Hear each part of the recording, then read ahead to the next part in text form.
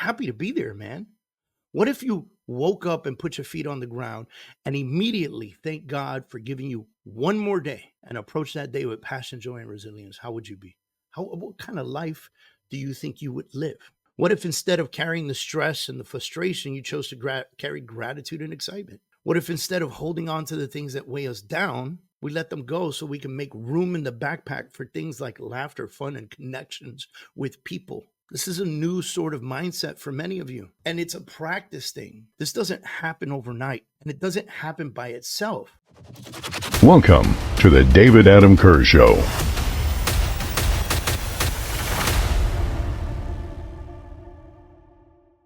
All right, y'all, welcome to another episode of the David Adam Kurz Show. Excited to be here with you guys today. Listen, if you're watching this on YouTube, please do me a favor, subscribe to our YouTube channel. Help us get more people to listen to our show. So please go ahead and share it with folks. We appreciate that. We create a lot of shorts and things of that nature, reels and stuff from this. Follow me on Instagram. All the links are listed below on the YouTube channel. If you're following us on a podcast format, please feel free to subscribe to our podcast format. Check us out. Listen in. We're constantly bringing you a ton of information. Today I want to talk a little bit about rediscovering joy in life. I think as adults, we tend to forget what that means. And it's not entirely our fault. Sometimes the world beats us up and, we feel the pressure of the world really weighing down on us. And we need to learn how to unpack some of this stuff. We need to learn how to do this stuff. Look, listen, suicide rate amongst veterans, super high. Suicide rate amongst men, super high. How do we change that, right? How do we change the packing all of the past and associating it to the now and to the future and so forth and so on, right? So yesterday I'm at a volleyball game with my daughter, and just picture this, we're in the stands. By the way, super uncomfortable stands, right? We're in the school that's, the gym's really tight. We got 3 volleyball games going on at the same time. There's thousands of little girls like just screaming everywhere. Lots of excitement, lots of fun, right? Like when my daughter's on the field, my wife and I were right there. My wife's always holding up the camera recording. Sometimes I'm, watching the game, and then in between serves, I'm like checking my email and stuff. Drives my wife nuts, by the way. But just picture this. We're sitting there. We're having a great time. Kids are having a great time. Kids are out there. And I'm looking at when the kids make mistakes, right? So like, consider the losing team, the one that's like 10 points behind, right? Which, by the way, wasn't my daughter's team. Shout out to my daughter and her team over at MVA for kicking butt yesterday. But aside from that, really paying attention to the parents, right? So these girls are out there, they're playing their hearts out, right? Like they're playing their hearts out, and yes, they're making mistakes, and yes, it can get sometimes frustrating for them, but they're also there to have a good time. Like, honestly, like they're having the time of their lives. They are children. They're 14 years old on average yesterday, right? And so they're not taking it that seriously. Yeah, if they lose, it sucks. They're bummed. But you know what? They get over it pretty quickly, where mostly as adults, when something crazy like that happens to us, when we take a loss, we carry that with us. And we can associate this to kids. We can associate it to sports. We can associate it in so many different ways, right? Because when you think about it, if LeBron James, Michael Jordan, Kobe Bryant, if these guys were the type of guys that they would just carry the losses with them, right? If Michael Jordan was the kind of guy that carried the loss, being dropped from his college team, like, would he have been the Michael Jordan we all, love and get excited about today? No, he wouldn't be, right? If they lost in the playoffs and they just carried that into the next season, would he be your favorite player? No, he wouldn't be, right? Because you would expect for him to show up. And sometimes as parents, we're looking at our kids and we're like, we expect for you to show up, and blah, blah, blah, and we're just carrying. It's us. It's not them. Like, ladies and gentlemen, it is not them. They are playing the game to the best of their ability. They're having fun. I'm looking at the parents. They're carrying all this weight of frustration and anger. They're exhausted. Many of us had to be there at 8 o'clock in the morning, which for me, that's like 40 minutes away. So we're up at 6 a.m. We're running out the door with a couple kids. We're packing lunches. We're packing snacks. We're getting water. We're getting stuff for the take with us. We're hauling butt all the way up north. We got to get there on time because we don't want her to be penalized. And my wife is team mom, so she's got to set the precedence for what it is to show up, right? And many of the parents are going through this kind of stuff, and they're tired. They're exhausted. They've had a long week at work, right? Maybe they had an argument with their spouse that day. Maybe they're just not feeling that great, whatever the case is, right? And so it got me thinking, why are we, the adults, so different from the kids? And we just alluded to that a little while ago. Joy, it just seems to come natural to them, right? The kids, they're not carrying the weight of the world on their shoulders.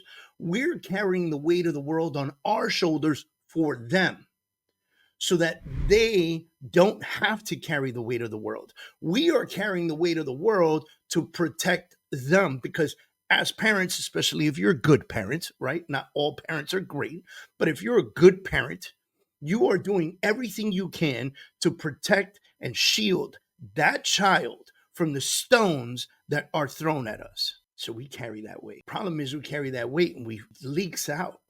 It leaks out sometimes, right? And so the kids, they're living like free life, right?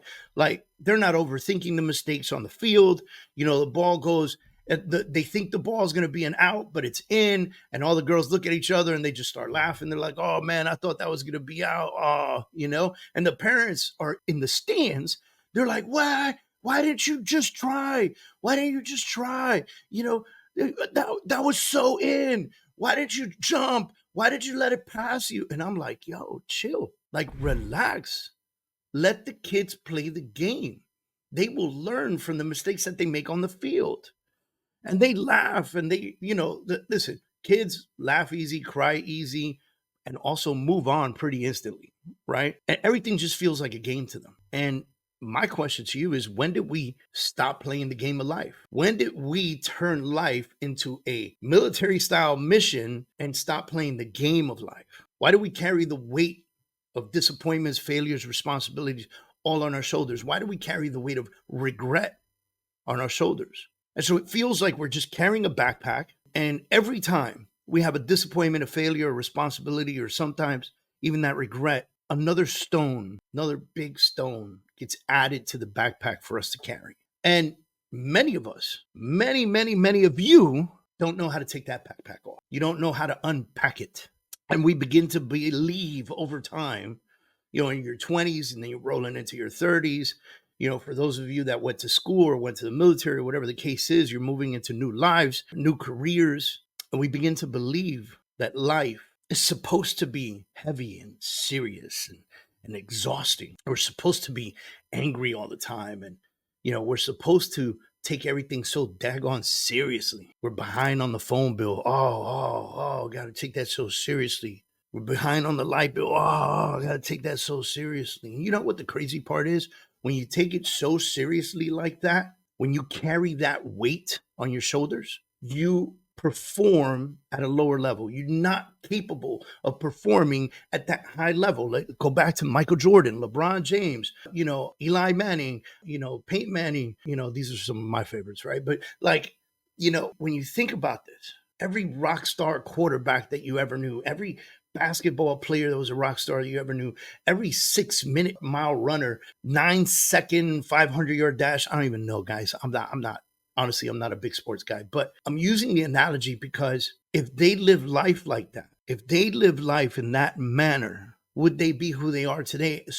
And if our kids lived life in that manner, would they be as joyful and as happy as they are in their lives? Sometimes bad shit happens to good people, and that includes children. And sometimes that bad shit that happens to those children changes them forever. And if we can't figure out how to unpack the book bag and release some of these stones, how in the world are we going to be capable of telling them that life is going to be okay and that they can continue? Because the example that we've been giving them the entire time has been life is supposed to be stressful and hard and exhausting and heavy and serious. And so you're not capable of performing at peak level. So if you're behind on your light bill, if you're behind on your phone bill, if you're behind on your mortgage, if you're behind on your rent payments, release some of that weight so you can be faster, quicker, and more agile. So that you can see things for what they are, so that your mind is open for when God presents you with good things.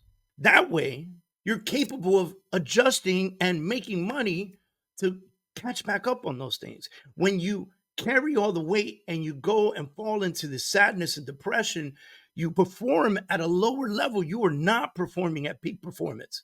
It's impossible. And when you don't perform at peak performance, it makes it harder for you to make that money. It makes it harder for you to go to work. It makes it harder for you to speak to clients. Therefore, it makes it harder for you to pay those bills and catch back up. And that weight sometimes shows up in the most unexpected places, like a volleyball game. And it's not them. They're having fun. And you know what? They are playing the game for what the game is. We're the ones carrying the stress from years of living a hard life, and we let it out in places that it just does not belong. And I realized something really profound when I was looking at those girls on the court. They're not carrying that weight. They're okay, and it's not that they're not taking the game seriously. Yes, they want to win. It's definitely not that they're not taking the game seriously. They just take it differently. They see it differently. And so they're on the field playing the game, but they're not playing for perfection. They're playing to win, but they're not playing for perfection. When they make a mistake, they laugh it off. They keep going. Hopefully they learn from the mistake and they keep going. And it reminded me of the things that we forget as adults, that life doesn't have to be so heavy, that somewhere along the way, we stop playing the game of life and we need to pick that controller back up, if you will, that's a metaphor for you. Pick up that controller and get back to playing the game of life. Somewhere along the way, we lost it and we started playing for things like perfection and approval and security. Listen, I get it. I work my butt off every day to provide security for me and my family. I do get it. We're forgetting how to enjoy the process. Got to enjoy the process. And if you're not happy where you are, it's time for you to take a step back and evaluate your situation. And by the way, the first place you need to look is within yourself. Look in the mirror. And after you're done evaluating yourself, then evaluate the job that you have, the business that you're in, the spouse that you're married to. I'll keep going, guys, because that matters. Choose joy again. Choose to let go of the weight. A lot of us, I think a lot of the parents on the field are seriously living vicariously through their kids. They're watching their kids on the field and they're watching their kids play and they want to be there. They're living through them. They're watching them and they want to be there. They want to be fit and strong and young again and having fun and laughing and playing volleyball without a worry in the world, except for homework, right? My kids got home yesterday. They had to wash their clothes and they had to do homework. And my kids have some hard classes, guys, like all these like AP and college classes and all kinds of stuff that I was in none of. Like I was a smart kid and I still was in none of that stuff. And that's what they're worried about. The rest of us are worried about so much other stuff that we're living vicariously through them and through others as well. Some of you on social media looking at people and wanting to live their lives, not knowing the lives that they live. Listen to what I just said. Some of you are on social media seeing somebody's portrayal of happiness and not truly understanding the actual life that they live. We don't have to demand perfection from ourselves and from our kids. We don't need perfection. We need action. We need to do. In order for us to do at a high peak performance, we cannot carry the past in every moment of the present. What if we decided right now to start playing the game for the love of the game again? To approach like those kids are approaching volleyball on the court with passion, joy, and resilience. Just happy to be there, man. What if you woke up and put your feet on the ground and immediately thank God for giving you one more day and approach that day with passion, joy, and resilience? How would you be?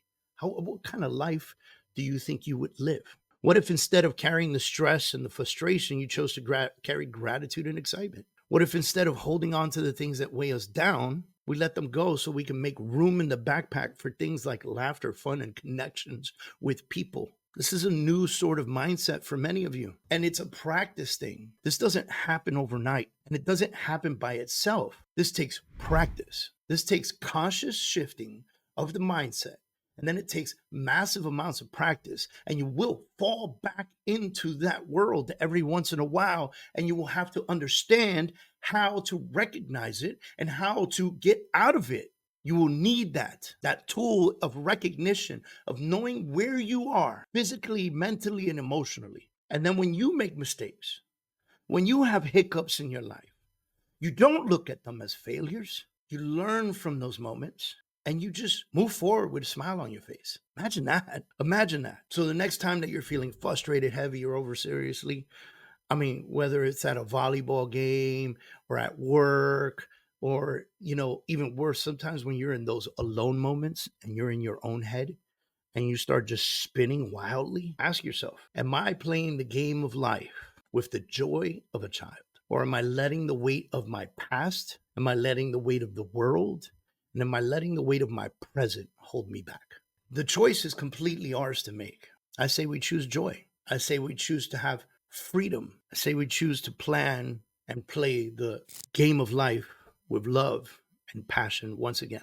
I leave you guys with this, and I tremendously hope that you take this and you really absorb it and implement it in your new year. Learn how to recognize the moments and learn how to make the adjustments and the shifts. Learn what to do so that you don't have to do it in a rough, tired, exhausting environment. Happy people live better lives. They just really do. You see sometimes stories of poor people with no money living in horrible conditions, but they're happy.